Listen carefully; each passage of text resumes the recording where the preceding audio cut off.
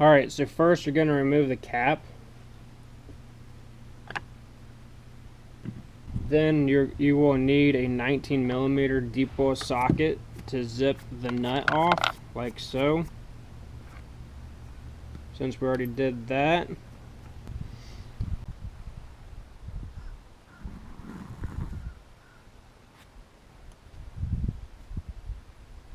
You're going to then use PB Blaster to spray where the locking pin is on the steering shaft.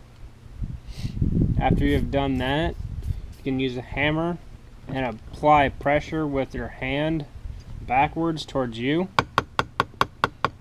Tap and pull around the steering wheel to kind of move it free.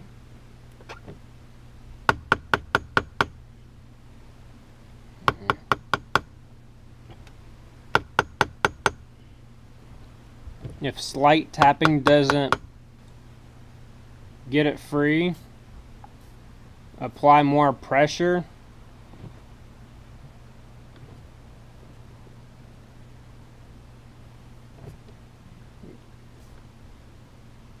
Apply more PB Blaster and see if you can't forcefully pull that wheel off, like so.